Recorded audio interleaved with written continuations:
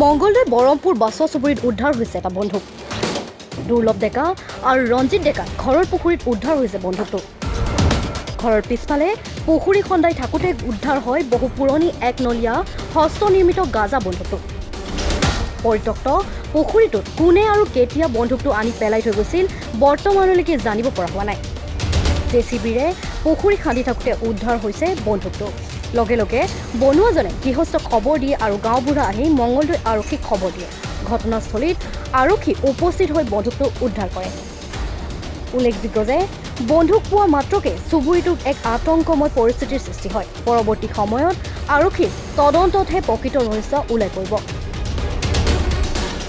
হয়, যোৱাকালি আমাৰ মাটি কাটি অনাৰ পিছত আমাৰ ঘৰৰ ভিত্তি হিচাপত আমাৰ যিখিনি মাটি আনিছিল সেই বিষয়ে যি মিলাওঁতে তাৰপিছত তাতে এটা বন্দুক পোৱাৰ পিছত লগতে মোক ফোন কৰিছে, যিহেতুকে মই গাঁও প্ৰধান আৰু সেই হিচাপত মই প্ৰশাসনক আগত মই ফোনযোগে অৱগত কৰিছোঁ আৰু তেওঁলোকে আহিব বুলি মোক ইতিমধ্যে আহি আছে বুলি মোক ফোনৰ যোগেৰে মোক জনাইছে। এইখিনি। নমস্কাৰ, মোৰ নাম শ্ৰী প্ৰবীণ ডেকা। আমাৰ গাঁওখনৰ নাম উত্তৰ বৰমপুৰ বাকুৱা চুবুৰী। এই অঞ্চলতে আমাৰ ৰাজীৱ ডেকা মানে দুৰ্লভ ডেকা আৰু ৰঞ্জিত ডেকা মানে ঘৰৰ ভিত্তিৰ কাৰণে মাটি উঠাইছিলে। পুৰণি বাকাৰৰ পৰা খাল খুন্দি মানে মাটিটো উঠাই অনাৰ পিছত জেচিপিৰ সহায়ত খান্দি ট্ৰেক্টৰেৰে মাটিটো আনি আছিলে। আজি ধৰক তেওঁলোকৰ লেবাৰ লগাই দিয়ে মাটিটো মিলাই আছিলে। মিলাই থাকোঁতে মানে কোদালত মানে চাপ লাগলা উঠাই দিয়া চাইড এটা বন্দুক উদ্ধাৰ কৰিছে। লগে লগে আমি গাঁওবুঢ়াক খবৰ কৰিলোঁ। গাঁওবুঢ়া আহিলে, গাঁওবুঢ়া আহি আকৌ আমাৰ থানালৈকে খবৰ কৰিলে। থানাৰো আহি বন্দুক বাৰখিনি লৈ গ'ল। লৈ যায় আমাৰ মানুহখিনিও যথেষ্টখিনি অলপ ভয়াতুৰ হৈ আছিলে, যিহেতুকে বন্দুক বাৰু তেনেকৈ দেখাই নাই। ধৰক আমাৰ গাঁও অঞ্চলত এনেকৈ মাটিৰ তলৰ পৰা উদ্ধাৰ হোৱা হেতুকে মাটিখিনি পুৰণি বাকাৰা বুলি এটা আমাৰ ঠাই আছে, তাতে এটা পুৰণি খাল আছিল। তাতে খালটো তাৰমানে খুন্দাৰ ফলত তাৰ পৰা এই মাটিখিনি অনা হৈছিলে। এইটো ৰাজহুৱা নহয়, এইটো গৃহস্থৰ মাটি। এইটো খান্দিছে, সেইটো গৃহস্থলীয়া মাটি, গৃহস্থলীয়া খাল খুন্দিছে। আকৌ আগৰ পুৰণি খাল আছিলে সেইটো, এতিয়া নতুনকৈ আকৌ বঢ়াইছে তাৰমানে খালটো।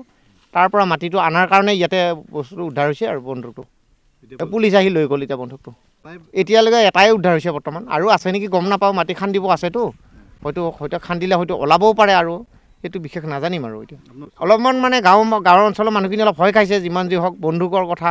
কাৰণ ক'ত বা কি কেনেকৈ ওলাল, ক'ত কি কথা বাৰ্তা আমিতো ইমান এটা গম নাপাওঁ। সেইকাৰণে অলপ ভয়াতুৰ হৈছোঁ যদিও প্ৰশাসনৰ পৰা জনাইছোঁ। গাঁৱৰ গোটেইখিনি মানুহ আহিছে, মানুহখিনিও চাই প্ৰশাসন অহাৰ পিছত আমাৰো অলপ ভাল লাগিল। এতিয়া আপোনালোকেও আহি বস্তুখিনি দেখা পালে, ধৰক চাৱাৰ কাৰণে আমাৰো ভাল লাগিল। এতিয়া আমাৰ ভয় নাই আৰু। এতিয়া সন্দেহ কৰিব লগা একো কি কাক সন্দেহ কৰিম গমেই নাপাওঁ নহয়। কাৰণ এই বস্তুটো কেতিয়া কিমান যুগতে আনি দে থৈছিলে, এইটো বহুত পুৰণিকলীয়া বস্তু। এইটো এতিয়া গম নাপাম। এতিয়া কোনে কেনেকৈ থৈছে সেইটো বিষয়ত আমি অৱগত নহয়, যিহেতুকে দেখাই নাই। খান্দা জেগাখিনিত হয়তো গ'লে আপোনালোকে পৰীক্ষা কৰি চাব পাৰে। তাতে অতি পুৰণিকলীয়া জেগা আৰু সেই জেগাত এতিয়া সন্দেহ বুলি ক'লে অনুমান মানে এতিয়া কোনোবা দুৰ্বৃত্তৰে কাম হ'ব হয়তো। এইটো এতিয়া ধৰ আজিকালি প্ৰশাসনে সকলোবিলাকতে তালাচী চলাই আছে।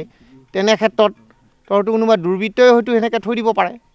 কিবা বেয়া কাম কৰি আহি হয়তো সাৰিব নোৱাৰি, ঘৰত নাৰাখি মাটিৰ তলতে পুতি থ'ব পাৰে।